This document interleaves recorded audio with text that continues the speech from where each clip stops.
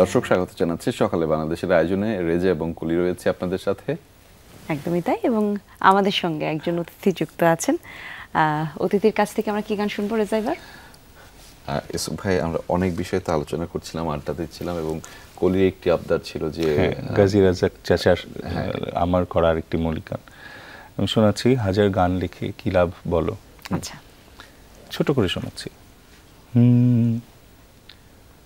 হাজার গান লিখে কি লাভ বলো, যদি সে গান মানুষের প্রাণে না ছড়ায় কোনো আলো। সে গান লেখার চেয়ে না লেখাই ছিল ভালো। হাজার গান লিখে কি লাভ বলো, যদি সে গান মানুষের প্রাণে না ছড়ায় কোনো আলো। সে গান লেখার চেয়ে না লেখাই ছিল ভালো। সে গান লেখার চেয়ে না লেখাই ছিল ভালো। ছোট্ট করে সুন্দর। এই যে যেটা বলছিলাম যে গান গাইছেন, সুর করছেন, কিন্তু একদম পুরো সবকিছু নিজের করার ইচ্ছে আছে কিনা? আমি গানটা লিখবো, গানটা সুরও করব, আবার গাবো, কেমন হয় সেটা? দেখুন, আমি হয়তো যেটা অনুভব করি বা যেটা বোধ শক্তিতে অনেক অগোছালো কথা থাকে, সেটাকে গুছিয়ে লেখার কাজই তো একজন গীতিকবির বা একজন যিনি লেখেন। আমি সেই কাজটিতে একেবারেই মানে পটু শব্দটি অনেক গভীর, মানে একেবারে পাশমার্ক পাওয়ার মতো নই। এমনিতে ধরেন আমাদের প্রিয় মানুষ যারা আপনারা আছেন, তাদের সাথে কথা বলবার সময় একটু শুনে শুনে একটু একটু করেও কিন্তু বলা যায়, কিন্তু লেখার বিষয়টা অন্যরকম।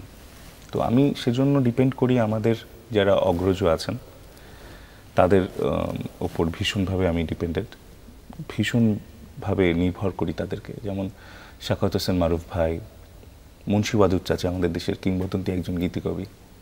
হ্যাঁ, আসলে বড়দের কাজ, যেমন প্রসেনজিৎ ওঝা, ওনাদের লিরিক। বুলবুল চাচা তো চলেই গেলেন, ওনার লিরিকেও কাজ করেছে। গাজী চাচা চলে গেলেন কিছুদিন আগে। তো এই যে বিষয়গুলো, বড়দের লিরিকে কাজ করলে কি শেখা যায়। হ্যাঁ, এর মানে এই না যে আমি তরুণ যারা আছেন, এবং তরুণ শুধু নন, তরুণদের মধ্যেও যারা প্রায় 15-20 বছর 25 বছর ধরে লিখছেন, তারাও এখনো তাদের তারুণ্যটা কিন্তু তাদের কলমে আছে। তারেক আনন্দ ভাই, ওনার লেখা গানে কাজ করছি, এবং আমাদের আশিস দেবরয়দা, ওনার লিরিকেও গানে কাজ করছি। আশা করছি খুব জলদি সামনে আরো বেশ কিছু গান আসবে। বাহ, সুন্দর। আমাদের অপর প্রান্তে যারা রয়েছেন তাদের কাছ থেকে একটা অনুরোধ এসেছে, আমি জানি না এটা আপনার জন্য সহায়ক হবে কিনা। শ্রদ্ধেয় সুবীর নন্দীর বৃষ্টির কাছ থেকে এটা ওনারা শুনতে চাচ্ছেন, আমি জানি না এটা আপনার জন্য সহায়ক কিনা। আমার ভীষণ পছন্দের একটি গান, আমি চেষ্টা করব কিছু অংশ গাইতে। আসলে রমজান মাস চলছে, তো গলাটা হয়তো একটু ড্রাই হয়েছে, চেষ্টা করছি। আমি বৃষ্টির কাছ থেকে কাঁদতে শিখেছি, আমায় আর কান্নার ভয় দেখিয়ে কোনো লাভ নেই। আমি অগ্নিগিরির কাছে জ্বলতে শিখেছি, আমায় আর জ্বালানোর ভয় দেখিয়ে কোনো লাভ নেই। ও আমি বৃষ্টির কাছ থেকে কাঁদতে শিখেছি। আমি চাই না হতে কারো প্রেমেরও অনল, আমি চাই না হতে কারো নয়নের জল আমি তটিনীর কাছ থেকে চলতে শিখেছি, তটিনীর কাছ থেকে চলতে শিখেছি। আমায় আর অসীমের ভয় দেখিয়ে কোনো লাভ নেই। ও আমি বৃষ্টির কাছ থেকে কাঁদতে শিখেছি। আমি ক্ষমা চাইছি, দু একটা শব্দ ভুল হয়ে যেতে পারে, কারণ হঠাৎ করে গানটা ধরো একদমই হঠাৎ করেই আমাদের আবদারটা এসেছে। আর সবচেয়ে বড় কথা হচ্ছে যে গানের সব গান আপনি মনে রাখেন, গানের সুর মনে থাকে, সেটা কি করে? এমন তো না সব গান আপনি সব সময় গান, এটা তো একটু বলেন তো। এই গানগুলো আসলে এত শোনা হয়, তো সুর কথাটা মনে থাকে, কিন্তু আসলে হয় কি, আমরা যারা একটু অলস, যারা তরুণদের মধ্যে অল্প দিন হয়েছে শিখছি, তারা করি কি গানের সামনে লেখাটা রেখে দিই, যে গাইতে গাইতে হঠাৎ একটি শব্দ হয়তো মনে পড়ছে না, বা মিউজিক চলছে, একটু একটাবার চোখটা বুলিয়ে নেওয়া যে হ্যাঁ লেখাটা ঠিক আছে কিনা। হুট করে গাইতে গেলে আসলে একেবারে ভোরবেলাতে একটা দুটো শব্দ খুব অস্থির লাগে, তখন যে মনে হয় যে মূল শিল্পীর গানে অশ্রদ্ধা হলো কিনা। সেই জন্যই প্রথমে ক্ষমা চেয়ে নিয়েছি। বোঝা যাচ্ছে। সম্প্রতি আপনার ক্যারিয়ারে আরো একটি পালক যুক্ত হয়েছে, যে আপনি আসলে শিক্ষকতা শুরু করেছেন প্রাতিষ্ঠানিকভাবে, এবং আপনি এক জায়গায় যুক্ত হয়েছেন একটি শিক্ষা প্রতিষ্ঠানে। সেই জার্নির গল্পটা একটু ছোট করে শুনুন। আমি BAF শাহিন কুর্মিটোলা এই স্কুল এর সাথে যুক্ত হয়েছি অ্যাজ এ মিউজিক টিচার, এবং খুব জলদি এটা কলেজেও মিউজিকটা স্টার্ট হয়ে যাচ্ছে, হয়তো এই বছরের শেষের দিকেই। কিন্তু কলেজের বাচ্চারাও এর মধ্যে আমার সাথে অনেক কিছু তাদের চিন্তা ভাবনা, গান নিয়ে তাদের অনুভব শেয়ার করছেন, এবং আমি চেষ্টা করছি আমার যতটুকু যা দু এক লাইন জানা আছে তাদের সাথেও একটু শেয়ার করে নিতে, এবং এটা একটা অন্যরকম অভিজ্ঞতা।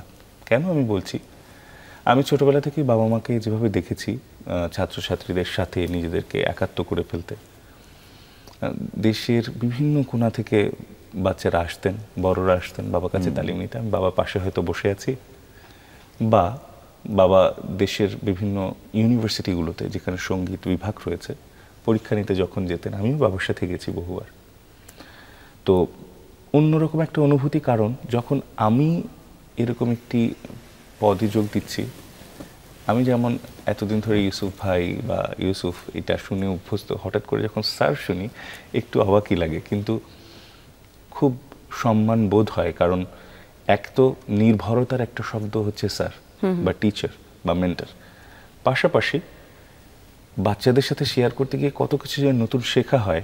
বাচ্চারা কেমন আগ্রহী, যে সেই জায়গাটা যদি একটু ছোট করে বলতেন।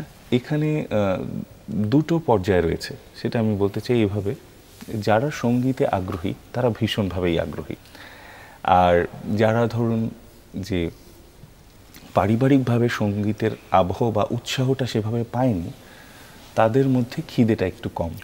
আর আমার চেষ্টা এটাই থাকে, আমার যেই বাচ্চাই থাকুক সেটা আমার কাছে তালিম নেওয়ার জন্য, মানে আমার কাছে সরাসরি তালিম নেওয়ার জন্য বাসে আসুক, বা যে প্রতিষ্ঠানে আমি যুক্ত আছি, তাদের শেখার খিদেটা বাড়ানোর। আমার মনে হয় কি, যে আসলে একজন শিক্ষক সবসময় যে খুব ভালো শিক্ষা দিতে পারবেন সেটা না হলেও চলে, কিন্তু যদি কিভাবে শিখতে হয় সেটা শেখাতে পারেন, তাহলে মনে হয় বাচ্চার সুবিধাটা বেশি হয়। আরো একটা গান আমরা শুনবো, তারপরে আমরা আরো একটু গল্পতে যাব। অনেক মৌলিক গান করেছেন আপনি নিজেই বলছিলেন কিছুক্ষণ আগে। হ্যাঁ, তো সম্প্রতি কোনো নতুন গান আমাদের শোনাতে পারেন কিনা সেই বিষয়টা জানতে চাচ্ছিলাম। এই মুহূর্তে শোনাবো কিনা বুঝতে পারছি না। নতুন গান যদি হয়, একটি গানের কথা মনে পড়ছে, সেটি রঙ্গন মিউজিকের ব্যানারে যেটা আসতে যাচ্ছে, তোমাকে পাওয়ার আগে পড়েছি অনুরাগে। আচ্ছা, চেষ্টা করি ছোট্ট করে। হ্যাঁ হ্যাঁ অবশ্যই।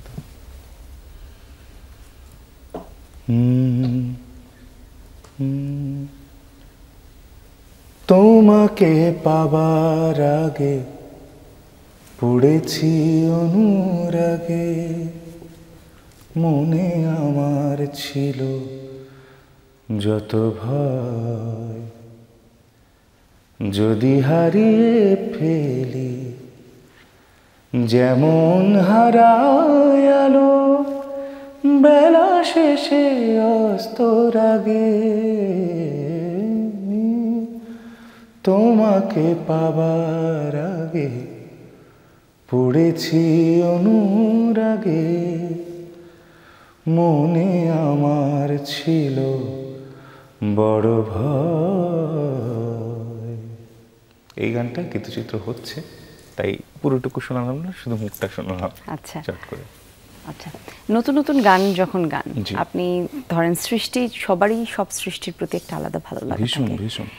আর নিজের গান যখন হয়, নিজের মানে একান্তই আপনার যখন যেটা, সেটার প্রতি তো ভালো লাগা নিশ্চয়ই কয়েক গুণ বেড়ে যায়। খুব খুব। এই যাবৎ অনেকগুলো গান আপনি করেছেন, একটু কঠিন হবে আপনার জন্য বাছাই করা, তারপরেও যদি বলি কোন গানগুলো যেমন আমার প্রথম মনে গানটা আমার ধরেছে ভীষণ বেশি? ভীষণ প্রিয়, যেই গানটি আমার চ্যানেলের প্রথম প্রোডাকশন ছিল, শাকত হোসেন মারুফ ভাইয়ের লিরিকে আমার সুর করা অলস সময়। এই গানটির কথা কেন হঠাৎ করে মনে হওয়া সহজ হলো, আমরা গতদিন গল্প করছিলাম একটা লম্বা সময় ধরে, হয় না এখন সেহরির সময় বা বন্ধুরা যখন একসাথে হচ্ছে, আড্ডায় হচ্ছে, এখন প্রচুর ইফতার পার্টি হচ্ছে, সবাই একটা ছোট ছোট গ্রুপ হয়ে যাচ্ছে, মেসেঞ্জার গ্রুপ, যেখানে লম্বা সময় ধরে আমাদের ফোন আলাপ চলছে।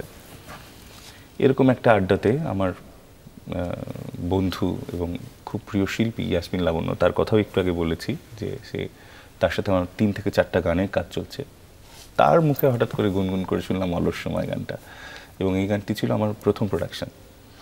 এটি আমাদের আরেক শিল্পী আপা ডালিয়া আপাও গিয়েছেন, কিন্তু আশিকুজ্জামান টুলু স্যার, আমাদের লিভিং লিজেন্ড, উনি কানাডাতে ভয়েস টেক করার সময় আমাকে বলছেন, Yusuf you must go for your own version, নাহলে গানটা হয়তো ডেড হয়ে যেতে পারে।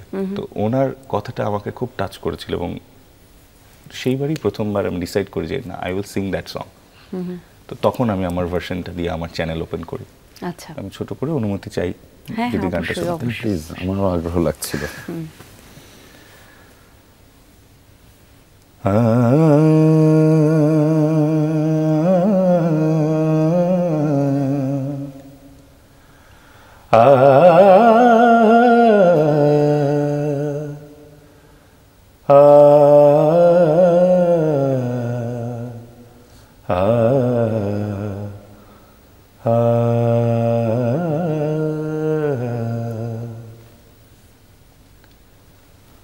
অলস সময় ভাবছি তোমায়, কেমন আছো কোন ঠিকানায়। অলস সময় ভাবছি তোমায়, কেমন আছো কোন ঠিকানায়। স্মৃতির ধুলি মুছে যেই খুলি, শুধু তোমার ছবি দেখি স্মৃতির ডানায়। অলস সময় ভাবছি তোমায়, কেমন আছো কোন ঠিকানায়। সেই মেঠো পথে একসাথে চলা, কথা না ফুরানো কত গল্প বলা। সেই মেঠো পথে একসাথে চলা, কথা না ফুরানো কত গল্প বলা। চেনা ফুলের দোকান, ভাঙা মান অভিমান। চেনা ফুলের দোকান, ভাঙা মান অভিমান। কত স্বপ্ন ছিল দুটি চোখের কোণায়। অলস সময় ভাবছি তোমায়, কেমন আছো কোন ঠিকানায়। কেমন আছো কোন ঠিকানায়। কেমন আছো কোন ঠিকানায়। বাহ, মুগ্ধতা নিয়ে শুনছিলাম। ধন্যবাদ ইউসুফ ভাই এত সুন্দর করে সকালটাকে আমাদেরকে উপহার দেওয়ার জন্য। Thank you, it's my blessing. দারুণ ভালো লাগছে। আসলেই তাই, আসলেই তাই। আমরা একদম অনুষ্ঠানের শেষ পর্যায়ে আছি, আপনি যদি কিছু বলতে চান দর্শকদের জন্য। দর্শকদেরকে আমি নতুন করে কি বলবো, কারণ আমি আমার এই বয়সে আমার যতটুকুই তালিম বা জ্ঞান হয়েছে আমার যোগ্যতার থেকে অনেক বেশিই পেয়েছি আপনাদের কাছ থেকে। তবে এটুকু বিশ্বাস রাখি যে যারা মৌলিক গান করবার চেষ্টা করছি, সে যে জনরারই হোক না কেন, সেমি ক্লাসিক্যাল বা মডার্ন বা রক ফিউশনাল যাই হোক, আপনারা মৌলিক গানগুলোকে আরেকটু আদর দেবেন বলে আমার বিশ্বাস। কারণ না হলে যেরকম কালজয়ী সৃষ্টিগুলো একসময় আমাদেরকে নাড়িয়ে দিয়েছে এবং আমরা এখনও সেই গানগুলো গাই, নতুনদের গানগুলো আপনারা যত্ন না নিলে তারাও যত্ন নেওয়ার সাহস পাবে না। আর আমি তো একটি সঙ্গীত পরিবার থেকে বিলং করেছি, শুধু সেই সঙ্গীত পরিবার যে আমার পরিবার তা কিন্তু নয়, আপনারাও আমার পরিবার। তো পরিবারের সবাইকে দেখে রাখাও কিন্তু আপনাদের দায়িত্ব। আশা করছি আপনারা সবাই ভালো থাকবেন, বাংলা গানের সাথে থাকবেন। ধন্যবাদ আপনাকে, সুন্দর বলেছেন। আর দর্শকদেরকে আমরা বলতে চাই যে অবশ্যই বাংলা গানের সাথে থাকুন, বাংলা সংস্কৃতির সাথে থাকুন, ধারণ করুন, লালন করুন। নিজের সন্তানকে যে কোনো কাজের সাথে, পড়াশোনার চাপের সাথে, যাই কিছুর সাথে আমরা সংযুক্ত করি না কেন, একটু শেকড়ের সাথেও যেন সংযোগটা স্থাপন আমরা করার চেষ্টা করি, সেই ইচ্ছাটুকু যেন আমাদের মধ্যে থাকে। একদমই তাই। বাংলার এই সমস্ত উপকরণগুলো কিন্তু আপনাকে করতে পারে সুখী মানুষও। অর্থাৎ যে সুখী মানুষের গল্পটা দিয়ে আমরা শুরু করেছিলাম, দর্শক শেষ করতে চাই যে সুখটা তো আপেক্ষিক, ফলে এই যে আবেগ, অনুভূতি, সুরগুলো নিয়েই আসলে আমাদের থাকতে হবে এবং সুখীর কাতারে বাংলাদেশকে আরো এগিয়ে নিয়ে যেতে হবে।